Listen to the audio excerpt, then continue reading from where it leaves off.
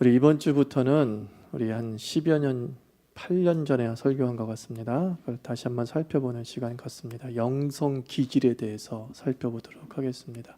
총 10시간에 걸쳐서 영성 기질에 대해서 살펴보는 시간입니다. 오늘 첫 번째 시간으로 영성에도 색깔이 있다라는 제목으로 말씀 증거합니다. 영성에도 색깔이 있다. 우리가 민주사회를 살고 있습니다. 민주주의는 많은 특징을 함의하고 있습니다. 그 민주주의의 특징 중에 하나가 다양성이란 특징을 갖고 있습니다. 다양성이란 쉽게 말하면 이런 것 아닙니까? 개인의 인격을 존중하고 인정하는 것입니다. 전체주의는 개인의 인격을 존중하지 않고 한 가지 색깔에 맞추고 한 가지 사상에 맞추려고 하는 게 전체주의죠. 히틀러, 무솔리니, 일본의 군국주의, 그리고 지금의 북한의 정권은 이제 전체주의입니다. 우리는 민주사회에서 살고 있습니다. 다양성을 인정하고 있습니다. 그래서 종교의 자유는 다양성의 적용이다라고 보면 됩니다. 우리 대한민국이 민주주의이기 때문에 다양성을 담보해 주는 상태로 종교의 자유를 인정합니다. 기독교만 종교가 아니라 불교만 종교가 아니라 다양한 종교가 공존할 수 있는 것, 그게 민주주의입니다. 창조도 다양성의 충만을 얘기하지 않습니까?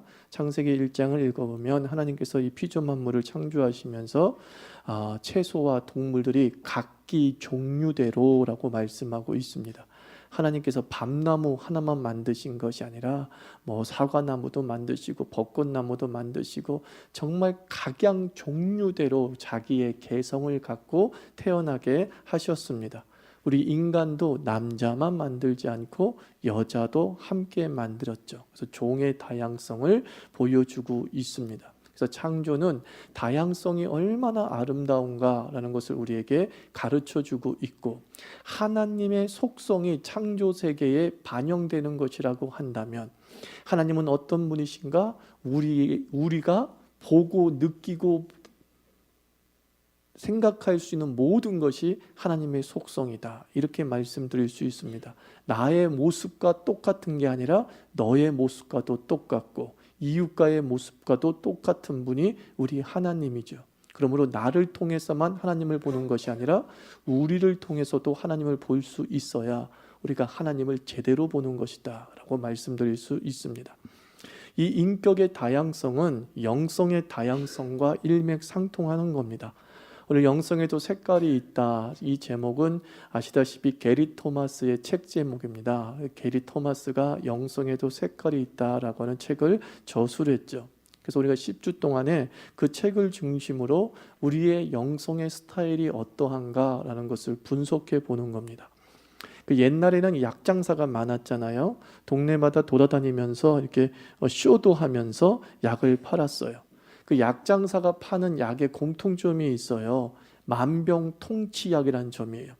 어느 한 곳에 딱 특효약을 팔지 않습니다. 이 약 한번 잡숴봐, 그러죠. 죽은 자도 벌떡 일어나 그래요. 이 약 한번 잡숴봐, 아이들 키가 10cm가 자라, 이러는 거예요. 불로장생도 되고 성장 자극제도 되고 아주 다양하게 쓰이는 것입니다. 그래서 이 약 한번 잡숴봐, 애 없는 애가 쌍둥이를 낳아, 막 이런 약장사가 우리 동네 막 돌아다녔거든요.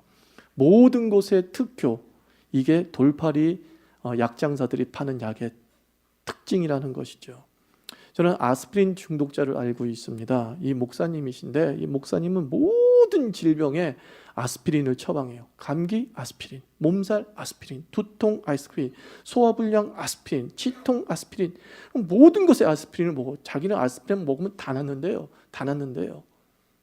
그래서 그분만의 어떤 스타일이겠죠. 저도 아스피린 몇 번 먹어봤습니다만 되기도 하고 안 되기도 하는데 그분은 다 된대요. 옛날 군대에서의 만병통치약은 뭐죠? 빨간 약이죠. 머큐름이죠. 소화불량 배꼽에 빨간 약 발라주고 나았어, 그럽니다.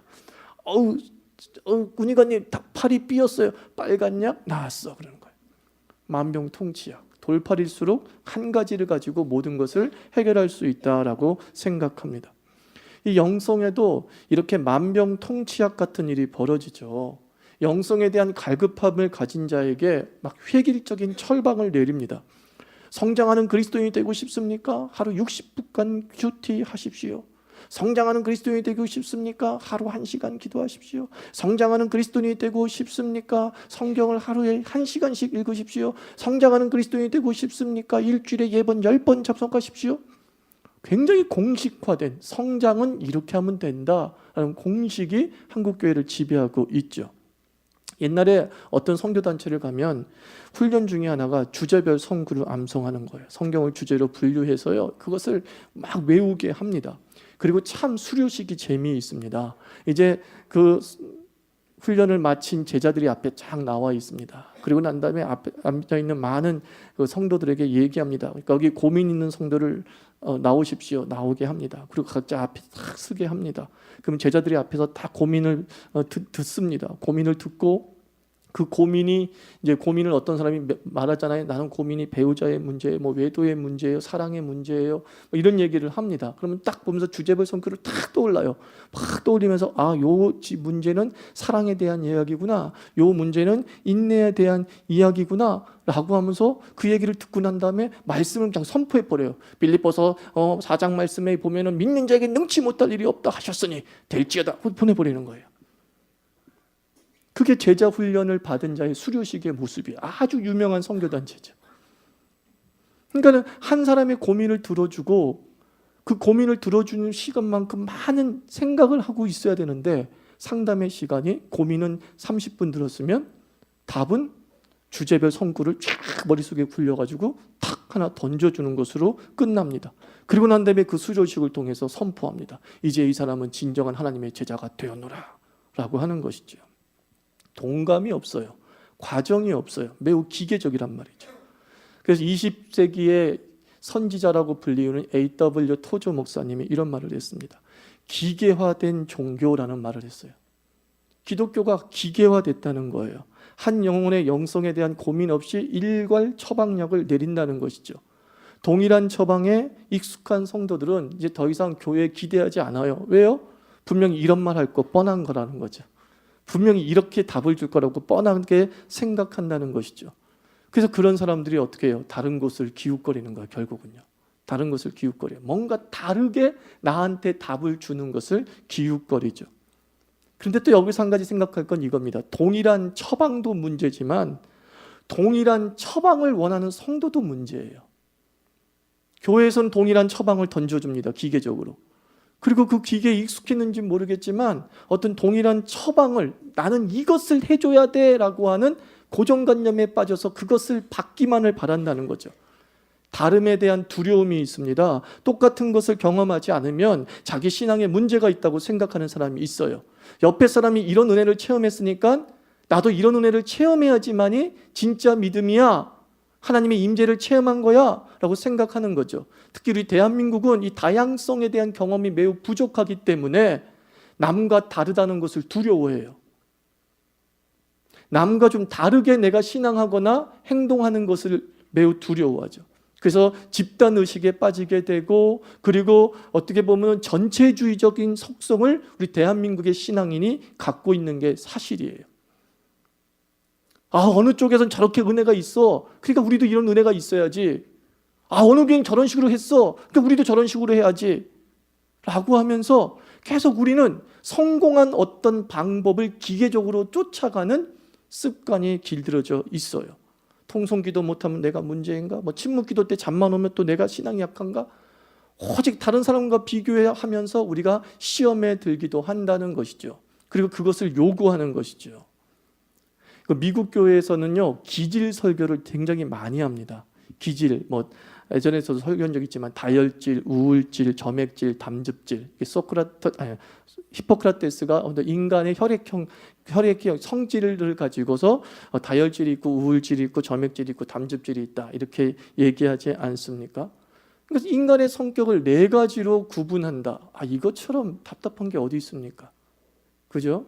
또 일본의 영향을 받아서 인간의 성격은 A형이 있고 B형이 있고 O형이 있고 AB형이 있고, 또 이것도 역시 4가지로 나누는 그런 모습을 보게 됩니다.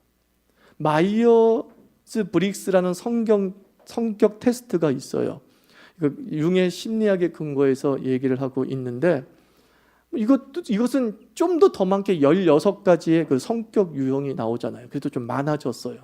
한번 그렇게 16가지가 나왔다는 것은 무슨 뜻이겠어요? 그만큼 성격이 많다, 적다? 많다, 이걸 얘기하고 있는 거잖아요. 그 성격에 따라서 처방도 어떻다? 많다, 이 얘기를 하고 있는 거예요. 사실은요, 성격 테스트를 하는 이유는 피상담자 입장에서는 나를 아는 것이고, 그리고 상담자 입장에서는 다양한 처방을 어떻게 내릴 것인가에 대해서 고민하는 그런 시간이죠. 그래서 성격 테스트를 통해서 성격은 다 다르구나, 이걸 먼저 알아야 돼요.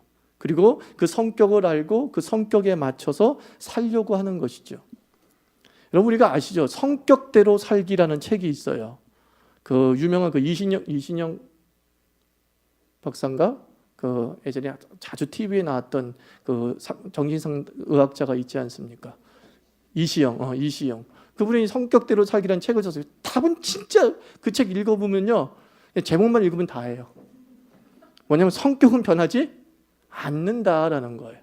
성격은 절대 변하지 않는다. 이건 진짜 성경의 원리예요. 성격을 하나님께서 주신 선물이거든요.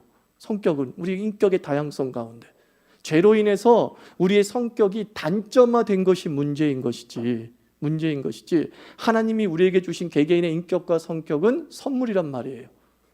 근데 만약에 그 성격을 바꿔야 된다고 한다면 누가 잘못됐다고 얘기하는 거예요? 하나님이 잘못된 거죠. 하나님이 미스테이크한 거죠. 그때 하나님에게 원인자가 돌아가기 때문에 성격을 변화시키려고 하는 것은 문제가 있는 겁니다. 그리고 성격을 변화시키려고 애써봤자 나를 보면 알잖아요. 됩니까? 안 되죠. 옆에 사람 보면 알잖아요. 내 마누라 보고 내 남편 보면 알잖아요. 변해요? 안 되죠. 그러니까 성격대로 사는 거예요. 그 성격을 인정하는 거예요. 그 성격에 맞추는 거예요. 그리고 하나 더 보태서 우리의 그 성격에 죄로 오염되어서 단점화되는 부분을 어떻게 하는 거예요? 개선하고 막아나가는 것일 뿐이지 본질을 바꿀 수는 없다라는 것을 기억해야 돼요. 성격이 다양한 것 같이 영성도 마찬가지라는 거예요. 사람마다 다양한 영성을 가지고 있고 영성 추구 방법이 다르다라는 것을 받아들여야 되죠. 2000년 교회 역사 속에서 교회 분열이 굉장히 많았습니다. 교회 분열이 많았다는 것은 진리의 다양성이 많았다라고 얘기하는 것이 아니라, 진리의 다양성이 아니라 영성의 다양성의 결과예요. 분열돼서 이단으로 빠진 것은 분명히 진리에 대한 문제이지만, 이단이 빠지지 않고 정통교회 내에 여전히 존재하면서 다른 공동체로 자꾸 발전해 나가는 것은 진리가 많아서가 아니라 성격처럼 한 사람 한 사람의 영성이 매우 다르기 때문에 벌어지는 일이다라는 것이죠. 그래서 영성의 다양성의 예를 들어 한번 설명해 봅시다. 로마 카톨릭과 루터교를 한번 생각해 보세요. 로마 카톨릭은 제단에 중점을 둔단 말이죠. 예식에 중점을 둡니다. 그래서 제단이 매우 화려합니다. 이 천주교 성당에 가보면 그 전면 장식이 매우 중요해요. 전면 장식, 예식의 모든 집중이 이루어지는 곳이기 때문에 그것은 예식에 걸맞게 매우 시각적으로 화려하고, 그리고 성경을 이미지화 시킨 구조물들로 만들어지죠. 반면에 종교개혁을 하면서 루터는 어떻게 했느냐, 오직 성경을 외쳤잖아요. 솔라 스크립투라를 외쳤던 사람이란 말이죠. 그렇기 때문에 그 사람은 솔라 스크립투라, 오직 말씀이 부각되는 것에 초점을 맞춰서 성당, 교회 건물을 짓게 되는 것이죠. 그래서 그게 개신교 전통이 돼서, 개신교들은, 옛날 교회 개신교들은 강당 딱 정문 들어가면 어때요? 강대상이라고 그러죠. 강단상이 어때요? 거의 목이 부러질 정도로 높죠. 이렇게 봤어요. 옛날에 우리 앉아가지고 이렇게 하고 봤단 말이죠. 말씀단을 높인 거예요.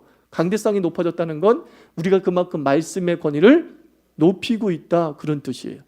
이렇게 어떤 건물의 양식에서도 그들이 추구하는 가치가 반영되어져 있어요. 그래서 루터교와 또 로마 카톨릭이 어떤 진리의 싸움을 벌여서 이게 나누어졌다라고 할 수도 있지만, 사실은 강족점의 차이에 의해서, 어떤 사람들은 로마 카톨릭을 이단이라고 말하고 있는 건 매우 위험한 지금 말입니다. 로마 카톨릭을 이단이라고 말하는 그 순간 그 속에 있는 모든 사람은 구원이 없어지는 일이 벌어지는 거예요. 조심하십시오. 그거는 대부분의 교회에서 이단이라고 말하고 있지 않습니다. 그렇기 때문에 우리 교단도 로마 카톨릭을 이단이라고 하지 않습니다. 우리 교단이 되게 보수적인 교단인데도 이단이라고 하지 않습니다. 그래서 어디서 엉뚱한 얘기 듣고 와가지고 뭐 나한테 묻지 마세요. 로마 카톨릭 이단이면 나한테 묻지 마세요. 내한테 무슨 답을 듣고 싶어서. 그래서 내가 로마 카톨릭 이단 아니다 그러면은 어머 저 목사 진리에서 벗어나서 이런 얘기 하려고 하는 사람 있는 건 내가 알아요. 그러니까 난 대답 안 할 거야. 아유, 네 수준이구나. 그 반말해서 미안합니다. 네 수준이구나. 넘어가. 어떤 신학에 있어서 강조점의 문제가 있었던 거예요. 로마 캐톨릭이 너무 행함을 강조하면서 그 행함에 의한 부패함이 있었던 것이죠. 그러다 보니까 거기에 반대적으로 이신칭이 믿음으로를 더 강조하게 됐어요. 그 믿음으로 강조하게 된 우리 개신교가 문제가 없어요. 믿음으로 강조하다 보니까 개신교가 시간이 흐르면서 윤리의식이 부재해버리는 거예요. 도덕적으로 부패가 너무 빨리 진행돼 버리는 것이죠. 개신교가. 그런 것들의 어떤 장단점이 있어요. 강조점이 어디에 있느냐. 다른 말로 그가 영성에 나중에 행동주의도 나오고 이성주의도 나오지만 행동주의에 더 강점을 둔 사람이냐 아니면 이성에 더 강점을 둔 사람이냐에 따라서 자기가 주님께 예배하고 섬기는 스타일이 달라질 수 있음을 알아야 됩니다.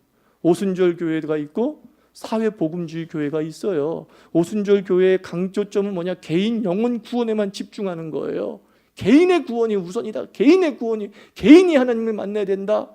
밤에 사회복음주의 교회 속에서는 어떤 인간의 내적 영적 기쁨보다는 정의 사회를 구현해내는 것이 하나님 나라의 임재다 라고 그 강조점을 두면서 더 사회 봉사활동에 힘을 쓰는 오순절 쪽의 교회는 예배를 드리며 교회 안에서 주여 부르짖는 것에 더 강조점을 두는. 근데 사람의 성격에 따라 어떤 사람은 난 교회에서 주여 부르짖는 게 더 영적이라 느껴. 근데 거기만 몰리는 사람이 있고 그것이 어찌 영적인 거야. 이웃을 사랑하고 낳고 섬기면서 사는 것이 정말 예수를 닮아가는 것이지 라고 하면서 사회복음 쪽으로 가는 사람들도 있어요. 근데 그 사람들이 문제가 있는 거예요? 아니에요. 그의 기질대로 주님을 섬기고 있는 거예요.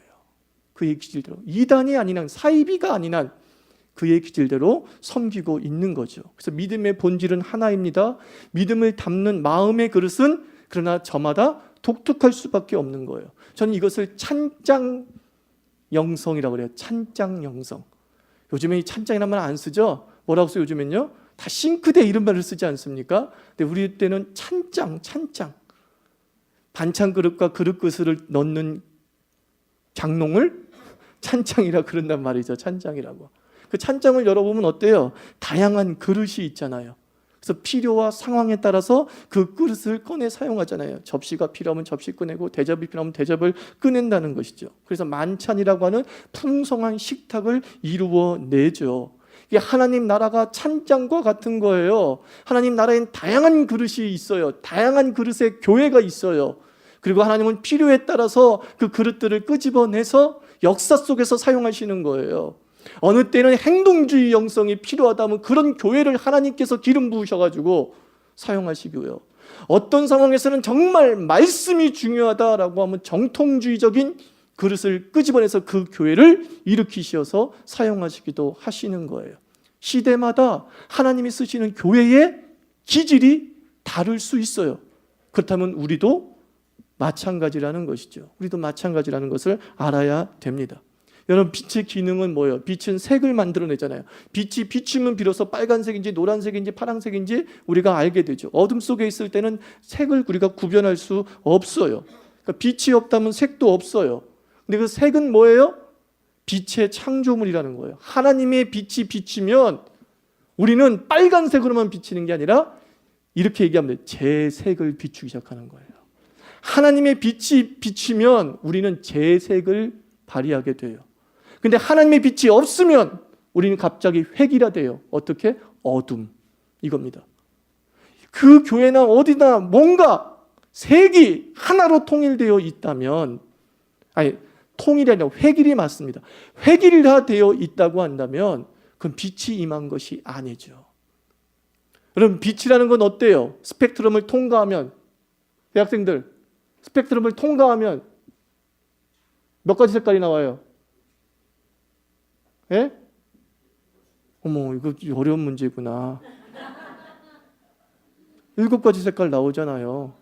우리가 무지개로는 7가지 색깔이 안 보이지만 스펙트럼을 탕 통과하면 7가지 색깔 나온다면서요. 보세요, 여러분. 빛이 비추어지면 그 빛 속에 있는 다양한 색깔이 각 사물에 비춰지면서 각 사물의 독특한 색이 드러나게 되는 거예요. 그래서 이것을 뭐라고 하냐면, 빛은 무슨 색이에요? 예? 무색이에요? 빛은 빛색이에요. 빛은 색이 있다라고 하면 빛색이야.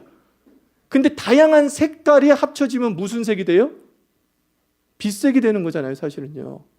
빨주노초 파란보로 스펙트럼화 시켰는데 사실은 빨주노초 파란보의 그 스펙트럼이 원래는 우리 눈은 뭘로 보여요? 빛색으로 보여요. 스펙트럼을 통과해야지만 요 색깔도 있고 요 색깔도 있고 요 색깔도 있었네. 이걸 뭐라고 하느냐? 빛색을 통일성이라고 하는 거예요. 획일성과 다른 거예요. 통일성이에요. 획일성은 우리 그 속에 색이 완전히 사라진 상태 속에서 만들어지는 거예요. 근데 통일성이라는 것은 빛색처럼 보이는데 그 안에 빨주노초 파란보가 사라졌어요? 안 사라졌어요? 안 사라졌을 때 얘기하는 거예요. 에베소서에서 하나님께서 너희를 믿음 안에서 통일되게 하려 하심이라 그랬지, 획일되게 하려 하심이라 라고 하지 않았어요. 즉 교회가 빛색으로 보여요. 교회가 공통으로 인정하는 가치와 신념 체계를 가지고 나아가요. 근데 그 교회 안에 들어오면 이 사람들은 서로 섞일 수 없는 사람처럼 보이는 사람들인 거야. 빨간색이고 파란색이었단 말이에요. 근데 그들이 서로 합치니까 빛색으로 세상에 보이는 거예요. 그때 그것을 통일성이라 그러는 거예요.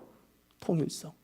하나님은 우리의 기질을 완전히 죽여가지고 획이라 한 가지 색으로 만들어서 세상에 보여주는 게 아니라 우리의 다양한 색들을 싹 하나의 하나님 나라라는 가치 속에 묶어버려요.